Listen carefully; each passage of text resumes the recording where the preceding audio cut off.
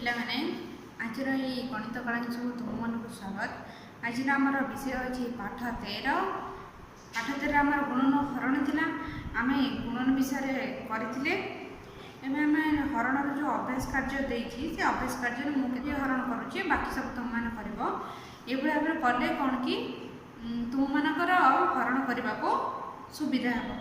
କ'ଣ ନା ଆମେମାନେ 2 କରୁ 25 କେତେକ ପିଲା ଅଛନ୍ତି 10 ଯାଏ ଶିଖିଛନ୍ତି, କେତେକ 25 ଯାଏ, କେତେକ 20 ଯାଏ, ଅତି ବେଶୀରେ 25 ଯାଏ ପଣିକି ଆମେମାନେ ମୁହଁରେ ଆମର କିନ୍ତୁ ଆମର ଏଠି ଯେଉଁ ହରଣ ସବୁ ଦେଇଛି ଏଠି ଆମର 34, 31, 37, 48, 54, 56, 19 ଏମିତି ସବୁ କେତେକ ବଡ଼ ବଡ଼ ସଂଖ୍ୟାର ଆମର ହରଣ କ୍ରିୟା ଦେଇଛି। ତାହେଲେ ଆମେ କ'ଣ କରିବା ନା ସେ ହରଣ କ୍ରିୟା କରିବା ଆଗରୁ ଆମେ ପ୍ରଥମେ ଯେଉଁଟା ଆମର ଦିଆଯାଇଛି ହରଣ କରିବା ପାଇଁ ଯେଉଁ ଭାଜକ ଯୋଉଟା ଦେଇଛି ଏଇଟା ହେଲା ଭାଜ୍ୟ, ଏଇଟା ହେଲା ଭାଜକ, ଆମର ଭାଗଫଳ ବାହାରିବ।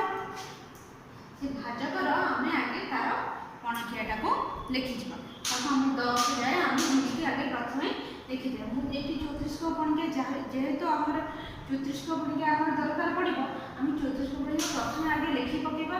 34 କେ 34, 34 ଦୁନେ 68, 34 ତିରି 38, 34 36, 34 49, 67 ଯେଉଁ 9 ଆସ ଆମେ ତାକୁ କ'ଣ କରିବା ପଣିକିନା ଭଲ ଭାବରେ ତାକୁ ପରିଷ୍କାର ଭାବରେ ଆଗେ ଆମେ 34 ପଣିକିଆ ଲେଖିଦେବା। ଲେଖି ସାରିଲା ପରେ ଆମେ ହରଣକୁ ଆସିବା। ପ୍ରଥମେ ସବୁବେଳେ ଆଗେ ପଣକିଆଟାକୁ ଭଲ ଭାବରେ ପରିଷ୍କାର ଭାବରେ ଲେଖିବା। ଏଇ ପ୍ରୋସେସରେ ହିଁ କଲେ ଆମର ସବୁବେଳେ ଯେତେ ବଡ଼ ଆମର ଥିବ ହରଣ ଧାରଣା ପାଇଁ ଆମର ସବୁବେଳେ ଠିକ୍ ବାହାରିବ। ଆମର ଏଠି ଆମର ପାଇଗଲେ ଏଠି ଆମର 34 କେ ବସିବ। 34 କେ 34 କାହିଁକି ନା ଏଠି ଦୁଇଟି ସଂଖ୍ୟା ଅଛି, ଦୁଇଟି ସଂଖ୍ୟାର ଆମର ବିଭାଜ୍ୟ ହେଇଯାଉଛି। 34 କେ 34 ଆମର 13 4 ଗଲେ କେତେ 9 ଓଲିଲା କେତେ 6 ରହିଲା ପରେ ଆମର ହେଲା 6 ହେଲା। 6 ରହିଲା ଆମେ କୋଉଟା ବସେଇବା ନା 34 ଦୁନେ 68, 16 8 ହେଲେ 8, 8 6 ଗଲେ 2 28 ଓଲିଲା 4 284 ଅଛି। 284 ଅଛି ମାନେ ଏଠି ଆମର ଅଷ୍ଟା ବସିବ। ଆସିଲା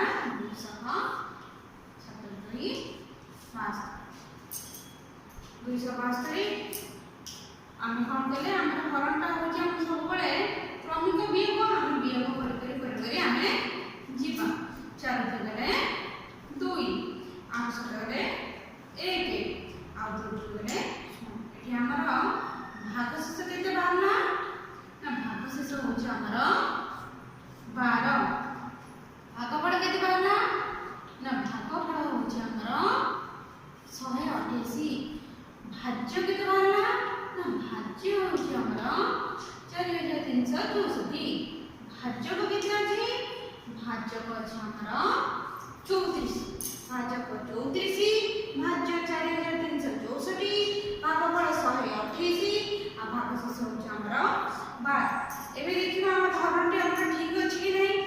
ଧରଣ ଆମର ସୂତ୍ର କ'ଣ ଥିଲା ନା ଭାଗଫଳ ଗୁଣନ ଭାଜକ ଯୁକ୍ତ ଭାଗଶେଷ ସମାନ ଭାଜ୍ୟ। ଯଦି ହୁଏ ତାହେଲେ ଆମର ଠିକ୍ ଅଛି। ଆମେ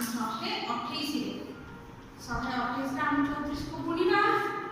8 32 ରୁ 2 ରଖିନେବା 3, 4 ଦିନେ 8, 9 10 11, 1 ରଖିନେଲେ 1, 4 4 1 5, 8 24 4 ରଖିନେଲା 2, 8 3 6 7 8, 3 3 मिसी देवा 2, 4 1 5, 8 3 3 रखना 1 4 4352। इतने हमें 12 मिसेगा। 12 मिसेले 2 2 मिसला के देना 4 5 6 3 3 बेटा 4364 आम जैसे भाज्य बाहर दिला एठी मध्ये से 4364 बाहर ताने हम जानिले हमर ए जो हरणटी हमरा संपूर्ण भाबे ठीक अछि। प्रत्येक हरण करबा बेले प्रथम साइड रे हम कर गुणन क्रियाटा लिखिबा भाज्य कर लिखि सला बेटा हरण करबा। हरण कर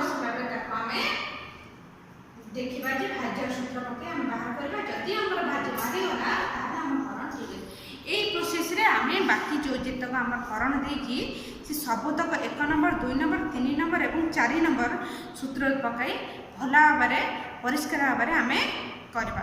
ଏତକ କରିସାରିଲା ପରେ ଆମର ଯେଉଁ ଧାରାଗଣିତ ଅଛି 5 ନମ୍ବର ଆଉ 6 ନମ୍ବରରେ ସେ ଧାରାଗଣିତକୁ ଆମେ ଯିବା ଆଉ କରିବା। ଧାରାଗଣିତରେ ସେମିତି କିଛି କଷ୍ଟ ବି ନଥାଏ, ଆମେ କେବଳ ପ୍ରଶ୍ନଟାକୁ ଭଲ ଭାବରେ ପଢ଼ିବା, ସେଟା ଗୁଣନ ଦିଆହେଇଛି କି ହରଣ ଦିଆହେଇଛି କି ହରିକି ଗୁଣନ ଦିଆହେଇଛି ତାକୁ ବୁଝିଲେ ଆମେ ହରଣ କ୍ରିୟା ଗୁଣନ କ୍ରିୟା ସବୁର ଧାରାଗଣିତ ଆମେ ଭଲ ଭାବରେ କରିପାରିବା।